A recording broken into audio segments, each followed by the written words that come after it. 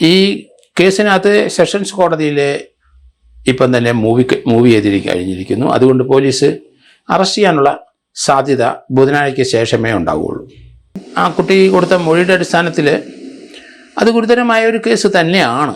അതേസമയത്ത് ആ പറയുന്നതൊന്നും നിയമപരമായി നിലനിൽക്കുന്നതല്ല എന്നാണ് മനസ്സിലാകുന്നത്. അല്ലെന്നുണ്ടെങ്കിൽ അറസ്റ്റിന് തൊട്ട് മുമ്പ് സ്പീക്കറെ ബോധ്യപ്പെടുത്തി അറസ്റ്റിലേക്ക് പോകും എന്ന് അറിയിക്കുകയും ചെയ്യാം. ഇപ്പോൾ സജീവമായിട്ട് പൊളിറ്റിക്കലായിട്ട് നിൽക്കുന്നത് നമുക്കറിയാം ശബരിമല തന്നെയാണ്. ഇപ്പോഴത്തെ ഈ രാഹുൽ മാങ്കൂട്ടത്തിൻ്റെ അതേ ഒരു കോൺഗ്രസ് MLA ആയതുകൊണ്ട് അത് വെച്ച് പറയാമെങ്കിലും അതിനകത്ത് വലിയൊരു എഫക്റ്റ് ഈ പഞ്ചായത്ത് മുനിസിപ്പൽ കോർപ്പറേഷൻ തെരഞ്ഞെടുപ്പ് ഉണ്ടാകത്തില്ല. ലൈംഗിക പീഡന പരാതിയിൽ രാഹുൽ മാങ്കൂട്ടത്തിൽ MLAയെ ഊരിപ്പോരാൻ പറ്റാത്ത വിധത്തിൽ കുരുക്കാൻ പരമാവധി തെളിവുണ്ടാക്കാനുള്ള ശ്രമത്തിലാണ് പോലീസ്. യുവതിയെ ബലാത്സംഗം ചെയ്തതും നിർബന്ധിത ഗർഭചിത്രം നടത്തിയെന്നുമാണ് രാഹുലിനെതിരായ പരാതി. ഇതുമായി ബന്ധപ്പെട്ട് പരമാവധി തെളിവ് ശേഖരിക്കാനാണ് നീക്കം നടത്തുന്നത്. ഗർഭചിത്രം നടത്താൻ നൽകിയ മരുന്നിന്റെയും മരുന്ന് കഴിച്ചതിന് പിന്നാലെയുണ്ടായ ആരോഗ്യ പ്രശ്നങ്ങളെ തുടർന്ന് യുവതി ചികിത്സ തേടിയതിന്റെയും രേഖകളും തെളിവുകളും അന്വേഷണ സംഘം ശേഖരിക്കുന്നുണ്ട്. രാഹുലിനെതിരെ കൂടുതൽ ശക്തമായ കുരുക്കാകുന്ന തരത്തിലാണ് യുവതിയുടെ മൊഴികളും അതുമായി ബന്ധപ്പെട്ട് ഹാജരാക്കിയിട്ടുള്ള തെളിവുകളും. കോടതിയിൽ മുൻകൂർ ജാമ്യാപേക്ഷ സമർപ്പിച്ചു എന്നത് ഒരിക്കലും അറസ്റ്റിന് തടസ്സമല്ല എന്നിരിക്കെ അതിനു മുന്നേ അറസ്റ്റ് ചെയ്യാനുള്ള നീക്കവും പോലീസ് ഇതിനായി നടത്തുന്നുണ്ട്. കേരളം മുഴുവൻ രാഹുലിന് വേണ്ടി വല വിരിച്ചിരിക്കുകയാണ് പോലീസ്. രാഹുലിന്റെ ജാമ്യാപേക്ഷയിലെ വാദങ്ങൾ രാഹുൽ കുറ്റം ചെയ്തതിന്റെ തെളിവായി കണക്കാക്കിയാണ് പോലീസിന്റെ നീക്കം. ഫോൺ സംഭാഷണങ്ങൾ യുവതി മനഃപൂർവ്വം റെക്കോർഡ് ചെയ്തതാണ് എന്ന രാഹുലിന്റെ വാദത്തോടെ ഇതുവരെ പുറത്തുവന്ന സംഭാഷണങ്ങളെല്ലാം തന്റേത് തന്നെയാണ് എന്ന് രാഹുൽ സമ്മതിച്ചുവെന്ന് അന്വേഷണ സംഘം വാദിക്കും. മുൻകൂർ ജാമ്യ ഹർജി കോടതിയുടെ പരിഗണനയിൽ ഉണ്ട് എങ്കിലും ഇത് രാഹുലിനെ അറസ്റ്റ് ചെയ്യുന്നതിന് തടസ്സമല്ല എന്നാണ് പോലീസ് നൽകുന്ന സൂചന. ഈ നിയമസാധുത മുതലെടുത്ത് പരമാവധി നേരത്തെ രാഹുലിനെ അറസ്റ്റ് ചെയ്യാനാണ് പോലീസ് നീക്കം നടത്തുന്നത്. ഈ ഒരു വിഷയത്തിൽ retired SP George Joseph sir ഒരു വീഡിയോ നേരത്തെ ചെയ്തിരുന്നു. അതിൽ ചില കാര്യങ്ങൾ അദ്ദേഹം പരാമർശിച്ചു. ഒപ്പം രാഹുലിന്റെ അറസ്റ്റ് ഉണ്ടായിക്കഴിഞ്ഞാൽ എന്താണ് സംഭവിക്കാൻ പോകുക എന്ന് പലരും ചോദിച്ചിരുന്നു. അക്കാര്യമാണ് ചർച്ച ചെയ്യുന്നത്. Retired SP George Joseph sir ഒപ്പം ചേരുകയാണ്. സാർ, ബലാത്സംഗ കേസിൽ രാഹുൽ മാങ്കൂട്ടത്തിലിനെ അറസ്റ്റ് ചെയ്തേക്കുമെന്നാണ് വാർത്തകൾ വരുന്നത്. ADGP H വെങ്കടേഷിന്റെ നേതൃത്വത്തിൽ അന്വേഷണ സംഘം യോഗം ചേർന്നിരുന്നു. രാഹുൽ മാങ്കൂട്ടത്തിലിനെ വേഗത്തിൽ അറസ്റ്റ് ചെയ്യാൻ ADGP നിർദ്ദേശവും നൽകിയിട്ടുണ്ട്. പോലീസ് ഇപ്പോൾ സംസ്ഥാന വ്യാപകമായി പരിശോധന തുടങ്ങിയിട്ടുണ്ട്. മാങ്കൂട്ടത്തിലിന്റെ ഫ്ളാറ്റിൽ 2 തവണയാണ് പോലീസ് സംഘം പരിശോധിച്ചത്. ആദ്യം ചോദിക്കാനുള്ളത്, മാങ്കൂട്ടത്തിലിനെ അറസ്റ്റ് ചെയ്താൽ ജാമ്യം കിട്ടുമോ? അതിപ്പം പറയാറായിട്ടില്ല. കോടതിയിലെ നിശ്ചയിക്കേണ്ടത്. ഏതായാലും അറസ്റ്റ് ചെയ്ത് കഴിഞ്ഞാൽ കോടതിയിൽ ഹാജരാക്കേണ്ടി വരും.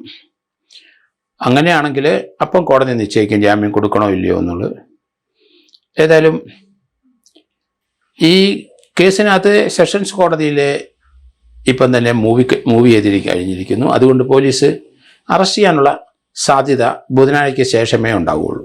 ഞാൻ പ്രേക്ഷകരോട് ഒരു കാര്യം പ്രത്യേകം ഓർമ്മപ്പെടുത്തുകയാണ്. കഴിഞ്ഞ ദിവസം പറഞ്ഞതാണ്, ഇത് രാഹുൽ മാങ്കൂട്ടത്തിൽ ചെയ്ത തെറ്റിനെ ന്യായീകരിക്കാനോ ആ പെൺകുട്ടിയെ കുറ്റപ്പെടുത്താനോ അല്ല ഈയൊരു വീഡിയോ, ഈയൊരു ഇന്റർവ്യൂ. മറിച്ച് രാഹുൽ മാങ്കൂട്ടത്തിലിന്റെ കേസിലെ നിയമസാധുതകൾ മാത്രമാണ് പരിശോധിക്കുന്നത്. അതല്ലാതെ മാങ്കൂട്ടത്തിലിനെ ഏതെങ്കിലും തരത്തിൽ ന്യായീകരിക്കാൻ വേണ്ടി അല്ല എന്ന് വീണ്ടും ഓർമ്മപ്പെടുത്തുകയാണ്. ജോർജ് ജോസഫ് സാർ, ഇപ്പോൾ മാങ്കൂട്ടത്തിലിനെ ഉടൻ അറസ്റ്റ് ചെയ്യാനാണ് നിർദ്ദേശം നൽകിയിരിക്കുന്നത്. ADGP എന്തിനാണ് മാങ്കൂട്ടത്തിലിന്റെ അറസ്റ്റിന് ഇത്ര ധൃതി കാട്ടുന്നത്?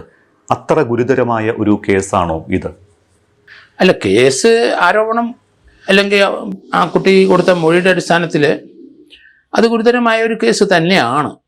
പക്ഷേ അത് അതിനൊരു സാങ്ക്ടിറ്റി അല്ലെങ്കിൽ അതിനുള്ള ആ സെക്ഷൻ നിലനിൽക്കുമോ ഇല്ലയോ എന്നുള്ള കാര്യത്തിൽ സംശയമാണ്. അത് ആ കുട്ടി പറഞ്ഞിരിക്കുന്നത് അതേപടി നമ്മൾ വിശ്വസിച്ച് ആ കേസിൽ മുന്നോട്ട് പോയാൽ ജാമ്യം കിട്ടത്തില്ല. അതേസമയത്ത് ആ പറയുന്നതൊന്നും നിയമപരമായി നിലനിൽക്കുന്നതല്ല എന്നാണ് മനസ്സിലാകുന്നത്. അതുകൊണ്ട് അപ്പം തന്നെ ജാമ്യം കിട്ടും എന്ന് തന്നെയാണ് ഞാൻ കരുതുന്നത്. രാഹുൽ മാങ്കൂട്ടത്തിലിനെ പിടിക്കാൻ വേണ്ടി കേരളത്തിലെ എല്ലാ ജില്ലകളിലും വലവിരിക്കാനാണ് പോലീസിന് നിർദ്ദേശം നൽകിയിരിക്കുന്നത് എന്നാണ് മനസ്സിലാക്കാൻ കഴിഞ്ഞത്.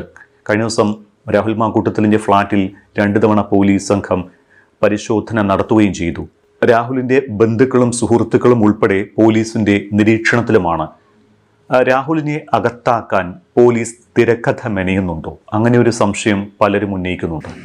അതില്ല എന്ന് എനിക്ക് തോന്നുന്നത്. പോലീസ് ഇൻവെസ്റ്റിഗേറ്റ് ചെയ്ത് ഇതിനകത്ത് കുറ്റമുണ്ട് അല്ലെങ്കിൽ ഇതിനകത്ത് അറസ്റ്റ് ചെയ്യേണ്ട കുറ്റമുണ്ട് എന്ന് ബോധ്യപ്പെട്ടെങ്കിൽ മാത്രമേ ഇല്ലേ ഉള്ളൂ. അതിൽ ഏറ്റവും അടിയന്തരമായിട്ട് പോലീസ് നോക്കേണ്ടത് അതിൻ്റെ ശബ്ദം. കാരണം രണ്ടുപേരുടെയും ഡയലോഗ് മൊബൈലിൽ അല്ലെങ്കിൽ സോഷ്യൽ മീഡിയയിൽ അച്ഛ ആ വാക്കുകൾ ഒറിജിനലാണോ രണ്ടുപേരെ, അത് കഴിഞ്ഞ ശേഷം മാത്രമല്ലേ അറസ്റ്റ് ചെയ്യാൻ കഴിയുള്ളൂ. കാരണം അതിനകത്ത് നമുക്കറിയാം യൂട്യൂബിലും അവിടെ ഇവിടെയും പലരും ഇതേപ്പറ്റി കമൻ്റ് ചെയ്യുന്നതും ഇതിനകത്ത് എൻ്റെ ശബ്ദമാണ് എന്ന് ആ വാദി ഇതുവരെ ചാനലിൽ അല്ലെന്നുണ്ടെങ്കിൽ എങ്ങും പറഞ്ഞിട്ടില്ല. അതേസമയത്ത് രാഹുലിൻ്റെ കാര്യത്തിലും അങ്ങനെ തന്നെയാണ്. അപ്പോൾ രണ്ടുപേരെയും ശബ്ദം ആർക്ക് വേണമെങ്കിലും ഇപ്പോൾ ഇമിറ്റേറ്റ് ചെയ്യാമല്ലോ. അതുകൊണ്ട് ആ ശബ്ദം ഏതായാലും ഈ വ്യക്തികളുടെ ആണ് എന്ന് കൃത്യമായി തെളിവുണ്ടെങ്കിൽ മാത്രമേ യഥാർത്ഥത്തിൽ വന്നിരിക്കുന്ന ആ ശബ്ദം ഇവർ രണ്ടുപേരെ ആണോ ഇല്ലയോ എന്ന് തിരിച്ചറിയാൻ പറ്റുള്ളൂ. പക്ഷേ ആ ശബ്ദത്തിന് ഇപ്പം വലിയ പ്രസക്തിയില്ല. കാരണം ആ പെൺകുട്ടി ഏതായാലും മൊഴി കൊടുത്ത് നേരിട്ട്. അപ്പോൾ അതിനു മുമ്പുള്ള ശബ്ദത്തിനകത്ത് ഉണ്ടെങ്കിൽ അതിലൂടെ പറയാമെന്നല്ലാതെ യഥാർത്ഥത്തിൽ അവരുടെ കംപ്ലൈൻറ്റ് ഓറലായിട്ട് അവരിപ്പം കൊടുത്തു കഴിഞ്ഞു. അതുകൊണ്ട് കേസ് മുന്നോട്ട് പോകും. ഒരുപക്ഷെ രാഹുൽ മാങ്കൂട്ടത്തിലിനെ അറസ്റ്റ് ചെയ്ത് റിമാൻഡിൽ കഴിയേണ്ടി വന്നാൽ എന്ത് സംഭവിക്കും? റിമാൻഡിൽ വരേണ്ടി വന്നു കഴിഞ്ഞാൽ ഇതിനകത്ത് ഹൈക്കോടതി ജാമ്യം കൊടുക്കുമല്ലോ. കാരണം കുറേ ദിവസത്തിനകം കൊടുത്തിരിക്കും. കൂടി വന്നാൽ ഫസ്റ്റ് റിമാൻഡ് കഴിഞ്ഞാൽ സെക്കൻഡ് റിമാൻഡ് ജാമ്യം കിട്ടും. അടിയന്തര പ്രാധാന്യം ഉണ്ടെങ്കിൽ ഹൈക്കോടതി കൊടുത്തു കഴിഞ്ഞാൽ ഇവിടുത്തെ ലോവർ കോടതി ജാമ്യം നിഷേധിച്ചിട്ടുണ്ടെങ്കിൽ നേരെ ഹൈക്കോടതി പോകാം. എന്നാലും 8 ദിവസം ഈ റിമാൻഡ് കിടക്കും, കുറ്റം ചെയ്താലും ചെയ്തില്ലേലും. ഇനി അറസ്റ്റ് ചെയ്തു കഴിഞ്ഞാൽ ഒരുപക്ഷെ അറസ്റ്റ് ഉണ്ടാകുമെന്ന് പറയുന്നു. അറസ്റ്റ് ഉണ്ടായിക്കഴിഞ്ഞാൽ പിന്നീട് ഈ മുൻകൂർ ജാമ്യത്തിന് പ്രസക്തി ഇല്ലാതാകില്ലേ? അറസ്റ്റ് കഴിഞ്ഞാൽ പിന്നെ അതിൻ്റെ ആവശ്യമില്ലല്ലോ. അറസ്റ്റോട് കൂടി മുൻകൂർ ജാമ്യമില്ല, പിന്നെ റെഗുലർ ജാമ്യം, സ്വാഭാവികമായ ജാമ്യത്തിന് പോകാം എന്നേ വരുന്നുള്ളൂ. അല്ലാതെ മുൻകൂർ ജാമ്യത്തിൻ്റെ പ്രസക്തി അപ്പം തീരും. മാങ്കൂട്ടത്തിലിനെ അറസ്റ്റ് ചെയ്യുകയാണെങ്കിൽ ആ വിവരം സ്പീക്കറെ അറിയിക്കേണ്ടി വരുമോ? അറിയിക്കും, തീർച്ചയായിട്ടും. സ്പീക്കറെ അറസ്റ്റ് ചെയ്താൽ ഉടൻ സ്പീക്കറെ അറിയിക്കും. ആ വിവരം അറിയാം. അല്ലെന്നുണ്ടെങ്കിൽ അറസ്റ്റിന് തൊട്ട് മുമ്പ് സ്പീക്കറെ ബോധ്യപ്പെടുത്തി അറസ്റ്റിലേക്ക് പോകും എന്ന് അറിയിക്കുകയും ചെയ്യാം. നമുക്ക് അറസ്റ്റിന്റെ കാര്യം മാറ്റിവെക്കാം. ഒരുപക്ഷെ അറസ്റ്റ് നടന്നില്ല, മുൻകൂർ ജാമ്യത്തിന് ശ്രമിച്ചുകൊണ്ടിരിക്കുകയാണ്. മുൻകൂർ ജാമ്യം കിട്ടിയില്ലെങ്കിൽ ജാമ്യത്തിനായി പിന്നെ എവിടെയാണ് പോകേണ്ടത്?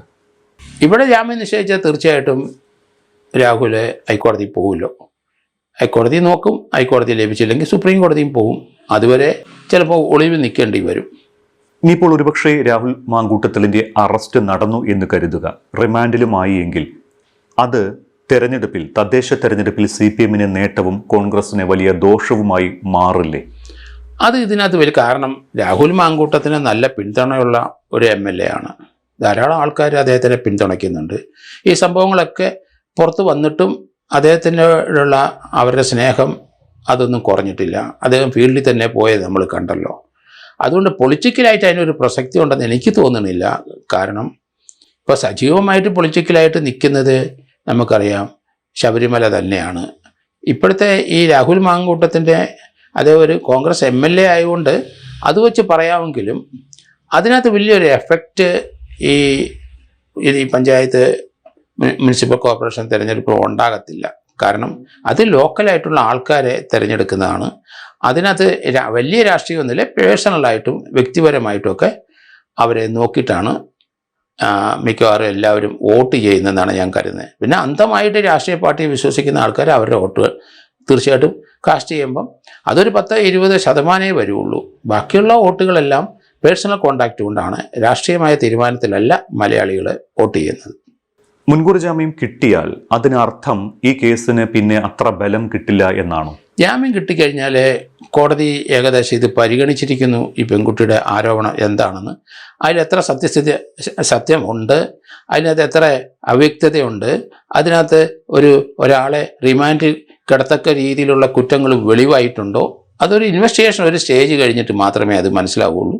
പ്രാഥമികമായ ഒരു നിഗമനത്തിൽ കോടതിക്ക് ഒരു തീരുമാനം എടുക്കാൻ ഒക്കുള്ളൂ. കാരണം ഇപ്പോൾ അവൈലബിൾ ആയ എവിഡൻസ് വെച്ച് അത് വെച്ചിട്ടാണ് തീർച്ചയായിട്ടും ജാമ്യം കിട്ടാനുള്ള സാധ്യത വളരെ കൂടുതലാണ്. ഇതുമായി ബന്ധപ്പെട്ട കൂടുതൽ കാര്യങ്ങൾ ജോർജ് ജോസഫ് സാറിനോട് ചോദിക്കാത്തത്, സാർ നേരത്തെ തന്നെ ഇതുമായി ബന്ധപ്പെട്ട ഒരു വീഡിയോ ചെയ്തിരുന്നു. അത് കാണാത്തവർക്കായി ഞാൻ വീണ്ടും ആ വീഡിയോ ഇതിൻ്റെ ലാസ്റ്റ് ഭാഗത്ത് കാണിക്കുകയാണ്. രാഹുൽ മാങ്കൂട്ടം പാലക്കാട്ടില്ല എന്നെനിക്ക് തോന്നുന്നു. കോയമ്പത്തൂരും അത് മധുരയിലോ അവിടെയൊക്കെ പോയിരിക്കാം എന്നൊക്കെയുള്ള വാർത്തകൾ വന്നു. പക്ഷേ എങ്ങും പോകാനുള്ള സാധ്യത കുറവാണ്. രാഹുൽ മാങ്കൂട്ടത്തിൻ്റെ അവിടെ പോയാൽ ആൾക്കാർ തിരിച്ചറിയും. പോലീസ് ഏതായാലും ഇൻവെസ്റ്റിഗേഷനുമായിട്ട് മുന്നോട്ട് പോവുകയാണ്. അറസ്റ്റിന് പത്രക്കാരെല്ലാം പോലീസ് ജാഗ്രതയോടെ മുന്നോട്ട് പോകുന്നു, അറസ്റ്റ് എത്രയും പെട്ടെന്ന് ചെയ്യുമെന്നൊക്കെ വാർത്ത വരുന്നെങ്കിലും അന്വേഷണം മുന്നോട്ട് കൊണ്ടുപോയി അന്വേഷണത്തിലെ ഒരു കഴമ്പുണ്ടെങ്കിലേ പോലീസിനെ അറസ്റ്റ് ചെയ്യാൻ ഒക്കുള്ളൂ. അതുകൊണ്ട് FIR രജിസ്റ്റർ ചെയ്തു. ഇനി കൃത്യസ്ഥലം മകസർ എഴുതണം. അതിനുശേഷം സാക്ഷികളെ കണ്ട് ചോദിക്കണം. അതിനുശേഷം വളരെ പെട്ടെന്നൊന്നും അറസ്റ്റ് ഉണ്ടാവില്ലെന്ന് ഞാൻ കരുതുന്നത്. കാരണം വോയിസ് ടെസ്റ്റ് ചെയ്യണം. കാരണം അത് പെൺകുട്ടിയുടെ വോയിസ് ആണോ, ആ കുട്ടി കരഞ്ഞുകൊണ്ടൊക്കെ പറയുന്നതൊക്കെ നമ്മൾ ചാനലിലെല്ലാം കേട്ടു. അപ്പോൾ ആ വോയിസ് യഥാർത്ഥത്തിൽ ആ കുട്ടിയുടെ ആണോ, ഡ്യൂപ്ലിക്കേറ്റ് ആരെങ്കിലും വെച്ച് വല്ലവരും പറഞ്ഞതാണോ, അതിനുള്ള സാധ്യതയുണ്ട്. കാരണം ഇങ്ങനെയൊരു രാഹുൽ മാങ്കൂട്ടം അല്ലാതെ ഇൻഡയറക്റ്റ് ആയിട്ട് രാഹുൽ മാങ്കൂട്ടത്തിൻ്റെ പേര് പറയാതെ ഹൂ കെയേഴ്സ് എന്ന് പറഞ്ഞ് അങ്ങനെ ഒരാൾ ഒരു പെൺകുട്ടിയെ ചീത്തയാക്കി എന്നൊക്കെയുള്ള ഒരു വിവരം ഒരു സിനിമാ നടി ചാനലിലും യൂട്യൂബിലൊക്കെ പറഞ്ഞു. അതിൻ്റെ അടിസ്ഥാനത്തിൽ പോലീസ് ക്രൈംബ്രാഞ്ചിൽ ഒരു കേസ് രജിസ്റ്റർ ചെയ്യുകയും ചെയ്തു. അതിനുശേഷം പിന്നെ അനക്കമില്ല. ഒരു 2-3 മാസം മുമ്പാണ് ആ സംഭവം. അതിനുശേഷം ആ പെൺകുട്ടി രംഗത്ത് വന്ന് മുഖ്യമന്ത്രിയെ പോയി നേരിട്ട് കണ്ടൊരു പരാതി കൊടുത്തു. ആ പരാതിയുടെ അടിസ്ഥാനത്തിൽ പോലീസ് കേസെടുത്തു. അത് ഒരു ടീം ഫോം ചെയ്തു. ഇപ്പം നേമം പോലീസ് സ്റ്റേഷനിലാണ് ആ കേസിൻ്റെ അധികാരപരിധി. കേസ് അന്വേഷണമായിട്ട് നേമം പോലീസും ആ ടീമും മുന്നോട്ട് പോവുകയാണ്. അതോടൊപ്പം തന്നെ ഈ പെൺകുട്ടിയുടെ വിഭാഗത്തിന് ഇപ്പം കോൺഗ്രസ്സിൽ വന്നിരിക്കുന്ന നേരത്തെ BJP-കാരനായിരുന്ന സന്ദീപ് വാര്യർ ആ വിഭാഗത്തിൽ പങ്കെടുത്തു. ആ പെൺകുട്ടിയും ആ പയ്യനും സന്ദീപ് വാര്യരും ഒന്നിച്ചിരിക്കുന്ന ഫോട്ടോയും സോഷ്യൽ മീഡിയയിൽ കാണാം. അത് ഗുരുവായൂർ അമ്പലത്തിൽ വെച്ചിട്ടാണ് നടന്നത്. ഏതായാലും അതിന് തർക്കമില്ല, ആ പെൺകുട്ടി വിവാഹിതയാണ്. അതിനുശേഷം ആ പെൺകുട്ടി ഇയാളുമായിട്ട് വലിയ ബന്ധമില്ല എന്നൊക്കെ പെൺകുട്ടി പറയുന്നെങ്കിലും ഒരു വിവാഹം ഗുരുവായൂർ അമ്പലത്തിൽ വെച്ച് നടന്നു. അത് ഏത് മതത്തിൻ്റെ ആയാലും അവരുടെ പള്ളിയിലോ അമ്പലത്തിലോ ഒക്കെ വെച്ച് നടന്നാൽ ആ വിവാഹം വാലിഡാണ്. നാട്ടുകാരെ വിളിച്ചു കൂട്ടി ബന്ധുക്കൾ തമ്മിൽ ചേർന്ന് ഒരു വിവാഹം നടത്തുന്നതാണ്. ഹിന്ദു മാരേജ് ആക്റ്റും ക്രിസ്ത്യൻ മാരേജ് ആക്റ്റും അല്ലെങ്കിൽ മുസ്ലിം മാരേജ് ആക്റ്റും അനുസരിച്ച് അത് വാലിഡായ ഒരു വിവാഹമാണ്. പിന്നെ അത് അവർ തമ്മിൽ ചർച്ചയില്ലാതെ വിവാഹബന്ധം ഒഴിഞ്ഞു എന്ന പെൺകുട്ടി പറയുന്നുണ്ട്. അത് ഗുരുവായൂർ അമ്പലത്തിൽ വെച്ച് നടന്ന ആ വിവാഹം ഒഴിയണമെങ്കിൽ സബ് രജിസ്ട്രാർ ഓഫീസിൽ പോയി രണ്ടുപേരും ഒരു എഗ്രിമെൻറ്റ് കോൺട്രാക്റ്റലായിട്ടുള്ള ഒരു എഗ്രിമെൻറ്റ് ഉണ്ടെങ്കിൽ മാത്രമേ അതിന് വാലിഡിറ്റി ഉള്ളൂ. ഞങ്ങൾ തമ്മിൽ ഇപ്പം 4-ാം ദിവസം അല്ല 5-ാം ദിവസം ഒഴിഞ്ഞ് ഞങ്ങൾ വിവാഹബന്ധം വേർപെടുത്തി എന്ന് പറഞ്ഞാൽ അതിന് വാലിഡിറ്റി ഇല്ല. ലീഗലായിട്ട് വേണം അത് ഒരു വാലിഡിറ്റി ഉണ്ടാക്കാൻ. അപ്രകാരം നടന്നോ ഇല്ലയോ എന്ന് ഇതുവരെ നമുക്ക് വിവരങ്ങളില്ല. മറ്റൊരു കാര്യം, ഇതിൻ്റെ വോയിസ് രണ്ടുപേരെയും ടെസ്റ്റ് ചെയ്യണം. ആ വോയിസ് ടെസ്റ്റിൻ്റെ റിസൾട്ട് വരണം. കൃത്യസ്ഥലം മാസം ചാടിക്കേറി പോലീസ് അറസ്റ്റ് ചെയ്യുമെന്ന് എനിക്ക് തോന്നണില്ല. ഇതിനകത്ത് ഒരു റേപ്പ് സെക്ഷൻ പറയുന്നുണ്ട്, 64 BNS. റേപ്പ് വിവാഹിതര ഒരു ബന്ധം ഒരു സ്ത്രീക്കുണ്ടായാൽ അത് റേപ്പിൻ്റെ പരിധിയിൽ വരാനുള്ള സാധ്യത കുറവാണ്. ആ ബന്ധം ഒരു കോൺസെൻഷ്യൽ ബന്ധമാണ്, ഉഭയസമ്മതപ്രകാരമുള്ള ബന്ധമാണ്. അപ്പോൾ അതൊരു ഒഫൻസായിട്ട് കണക്കാക്കാൻ പറ്റില്ല. അതുകൊണ്ട് റേപ്പ് ഈ കേസിനകത്ത് രാഹുലിൻ്റെ പേരിൽ ആരോപിച്ചിരുന്നെങ്കിലും അതിനൊരു വാലിഡിറ്റി ഉണ്ടാകുമെന്ന് തോന്നുന്നില്ല. അത് ഉഭയസമ്മതപ്രകാരമുള്ള ഒരു സെക്ഷൽ ആക്ടിവിറ്റിയാണ്. അത് സുപ്രീം കോടതി അതിനകത്ത് അടുത്ത കാലത്ത് വീണ്ടും ചില ഡയറക്ഷൻസ് തന്നിട്ടുണ്ട്. അത് ഇൻവാലിഡാണ്. അത് തന്നെയല്ല, അവർ വിവാഹിതയാണ്, വിവാഹേതര ഒരു ബന്ധമാണ്, അതിനൊരു ഒഫൻസായിട്ട് കണക്കാക്കാനും പറ്റില്ല. അപ്പോൾ റേപ്പ് സെക്ഷൻ നിലനിൽക്കത്തില്ല. പിന്നെ മിസ്കാരിയേജാണ്. മിസ്കാരിയേജ് ആ പെൺകുട്ടി പറയുന്നത് ഒരു ടാബ്ലറ്റ് തന്നു, പിന്നീട് ഒന്നുകൂടെ തന്നു, അങ്ങനെ ഒരു ബ്ലീഡിങ് ഉണ്ടായി. അങ്ങനെയാണ് ആ പെൺകുട്ടി പ്രഗ്നൻ്റായ ഭ്രൂണത്തിനെ നശിപ്പിച്ച 2-ാം മാസത്തിൽ നശിപ്പിച്ചതെന്ന് പറയുന്നുണ്ട്.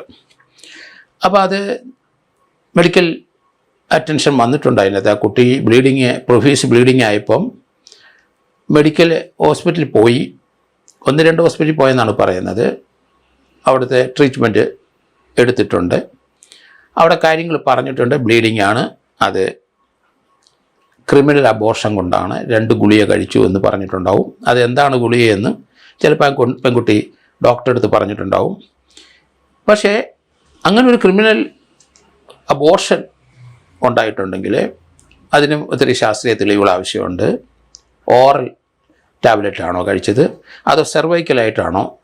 അപ്പോൾ അങ്ങനെ വരുമ്പം വ്യത്യസ്തമായ 2 കാര്യങ്ങളാണ്. വായിക്കൂടെ ഉള്ള ടാബ്ലറ്റ് അങ്ങനെ കഴിച്ചോ, അത് വലിയ കോംപ്ലിക്കേഷൻസ് ഉണ്ടാവും ഓറലായിട്ട് കഴിച്ചു കഴിഞ്ഞാൽ. കാരണം അത് നമ്മുടെ ഇൻഡസ്ട്രിയൽ സിസ്റ്റത്തിൽ കൂടെ പോയിട്ട് വേണം ഇത് അബോർട്ട് ചെയ്ത് കളയാൻ. അത് വളരെ ഒരു കോംപ്ലിക്കേറ്റഡ് ആണ്. ബ്ലീഡിങ് ഒക്കെ അസാധാരണ ബ്ലീഡിങ് ഉണ്ടാവും. അപ്പോൾ അത് തന്നെയല്ല, പെൽവിക് ഏരിയയിലെ അല്ലെങ്കിൽ സെർവൈക്കൽ രീതിയിലുള്ള ടാബ്ലറ്റാണോ ആ രീതിയിലുള്ള ഒരെണ്ണമാണോ കഴിച്ചത്, അത് ഇനി കൃത്യത വരുത്തേണ്ടതുണ്ട്. അങ്ങനെ ഉണ്ടായ ഒരു ബ്ലീഡിങ്, അതിന് കാരണക്കാർ അവരാണ്. അങ്ങനെയെങ്കിൽ അതിൻ്റെ ഫീറ്റസ്, ആ ഭ്രൂണം ഇപ്പം ഇല്ല. ആ ഭ്രൂണം ഉണ്ടെങ്കിൽ മാത്രമാണ് DNA എടുക്കാൻ കഴിയുള്ളൂ. അത് രാഹുൽ മാങ്കൂട്ടത്തിൻ്റെ ആയിട്ട് ടാലി ചെയ്യണം അയാളെ പ്രതിയാക്കണമെങ്കിൽ. അല്ലെന്നുണ്ടെങ്കിൽ അവരെ ഹസ്ബൻഡാണെങ്കിൽ ഹസ്ബൻഡിൻ്റെ ടാലി ചെയ്യണം. ഇല്ലെങ്കിൽ ഇവർ 2 പേരുടെ അല്ലെങ്കിൽ മറ്റൊരാളുടെ ആണെന്ന് അത് DNA നമുക്ക് മനസ്സിലാവും. അപ്പോൾ അതിനുള്ള സാധ്യതയില്ല. ആ ഭ്രൂണം നശിപ്പിച്ചപ്പം, അത് ബ്ലീഡ് ചെയ്ത് പോയപ്പം അതിലൊന്നും അവശേഷിച്ചിട്ടില്ല. മറ്റൊരു കാര്യം, ഇവർ റേപ്പ് ചെയ്തു എന്ന് ആരോപിക്കുന്നുണ്ട്. അങ്ങനെയാണെങ്കിൽ അവർക്ക് സെർവൈക്കൽ ഏരിയയിൽ അവർക്ക് ഇഞ്ചുറി ഉണ്ടാകണം. ആ ഇഞ്ചുറി ഇനിയൊന്നും കാണാനുള്ള സാധ്യതയും വളരെ കുറവാണ്. 2 മേജർ സെക്ഷൻ, ഒന്ന് 64 BNS, അത് റേപ്പാണ്. പിന്നെ ക്രിമിനൽ അബോർഷൻ 89 BNS, ഇത് രണ്ടും നിലനിൽക്കത്തില്ല എന്നെനിക്ക് തോന്നുന്നു. കാരണം അത് തന്നെയായിരിക്കണം കോടതിയിലും അവർ പറയാൻ പോകുന്നത്. രാഹുൽ മാങ്കൂട്ടത്തിനെ ഉടനടി അറസ്റ്റ് ചെയ്യണം എന്ന് പോലീസിന് ഇപ്പം ഒരു തീരുമാനമില്ല, അല്ലെ ഗവൺമെൻറ്റിനില്ല എന്നാണ് ഞാൻ കരുതുന്നത്. കാരണം നിയമപരമായി അദ്ദേഹം നീങ്ങിയിട്ടുണ്ട് കോടതിയിലേക്ക് മുൻകൂർ ജാമ്യത്തിന്. അപ്പോൾ ആ മുൻകൂർ ജാമ്യത്തിൻ്റെ വിവരം അറിയണം. അതിൻ്റെ ഇടയ്ക്ക് കയറി അറസ്റ്റ് ചെയ്യുന്നതിന് തടസ്സമില്ലെങ്കിലും, കോടതി വിലക്കിയിട്ടില്ലെങ്കിലും അതൊരു ഇൻസൾട്ടായിട്ട് തന്നെ കോടതിക്ക് തോന്നാം. കാരണം കോടതി അത് പരിഗണിക്കുകയാണ്. കാരണം അത്ര ഒരു അർജൻസി ഇതിനകത്തുണ്ടോ? ആ കുട്ടി നോർമലാണ്, അത് ട്രീറ്റ്മെൻറ്റൊക്കെ ചെയ്ത് ഇപ്പം ഹെൽത്തിയാണ്. കാരണം ഒരു ക്രിമിനൽ അബോർഷനൊക്കെ ഉണ്ടായാലും 2 ആഴ്ചത്തെ റെസ്റ്റ് ഉണ്ട്, അത് സാധാരണഗതിയിൽ മാറും. അപ്പോൾ അതെല്ലാം കഴിഞ്ഞു പോയി. പിന്നെ ഈ ഒരു കേസിനെ സംബന്ധിച്ച് അദ്ദേഹം ഒളിവിൽ പോയത് നന്നായി. കാരണം പോലീസ് ചടിക്കരി അറസ്റ്റ് ചെയ്യില്ല. മറ്റൊന്ന്, ഇത് പോലീസ് ഇൻവെസ്റ്റിഗേഷൻ നടത്തി കൃത്യമായി ഒരു ഒഫൻസ് നടന്നുവെന്ന് പൂർണ്ണ ബോധ്യപ്പെട്ട ശേഷം മാത്രം അറസ്റ്റ് ചെയ്യുന്നതാണ് ഉചിതം എന്ന് ഞാൻ കരുതുന്നു.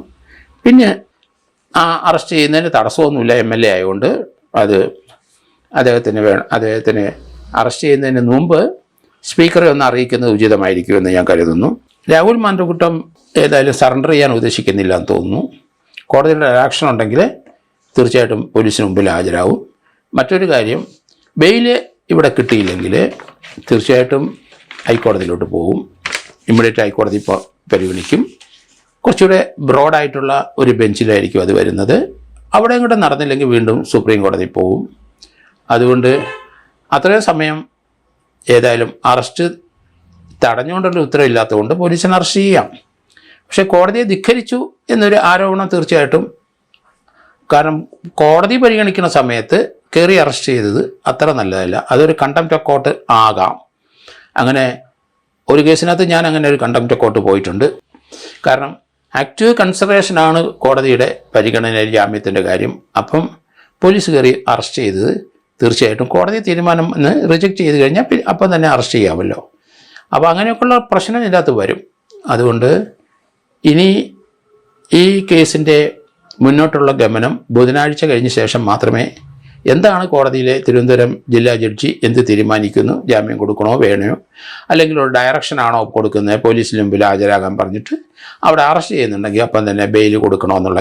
കാരണം നിയമപരമായി 2 മേജർ സെക്ഷൻ പറയുന്നുണ്ട്. 7 വർഷം വരെ തടവ് അല്ലെങ്കിൽ ലൈഫ് ഇംപ്രിസൺമെൻറ്റ്, ജീവപര്യന്തം വരെ കൊടുക്കാവുന്ന 2 സെക്ഷനും നിയമപരമായി നിലനിൽക്കാത്തത്തോളം കാലം രാഹുൽ മാങ്കൂട്ടത്തിനെ അറസ്റ്റ് ചെയ്താൽ അപ്പം തന്നെ ജാമ്യത്തിൽ, ബാക്കിയൊക്കെ 3 വർഷത്തിനകത്തുള്ള ശിക്ഷ വരുന്നതാണ്. ക്രിമിനൽ ഇൻറ്റിമിഡേഷൻ ഉണ്ടെന്ന് പറയുന്നു, അത് തെളിയുമെന്ന് എനിക്ക് തോന്നുന്നില്ല. അതിൽ 66 IT ആക്ട് അത് ബെയിലബിളാണ്. അതോടൊപ്പം തന്നെ അത് കമ്പ്യൂട്ടർ സിസ്റ്റം ഹാക്ക് ചെയ്തെന്നാണ്. അപ്പോൾ ഏത് കമ്പ്യൂട്ടർ സിസ്റ്റം ഹാക്ക് ചെയ്തെന്ന് എനിക്ക് മനസ്സിലായത്, അത് മൊബൈൽ ഫോൺ ആയിരിക്കാം. ഏതെങ്കിലും രീതിയിൽ മൊബൈൽ ഹാക്ക് ചെയ്തിട്ടുണ്ടോ, അതിനുള്ള എവിഡൻസ് ഒന്നും ഇതുവരെ വന്നതായിട്ട് കണ്ടിട്ടില്ല. എന്തായാലും ബുധനാഴ്ച ഈ കേസിൻ്റെ തീരുമാനം ഏത് ദിശയിലേക്ക് പോകും എന്ന് നമുക്കറിയാം.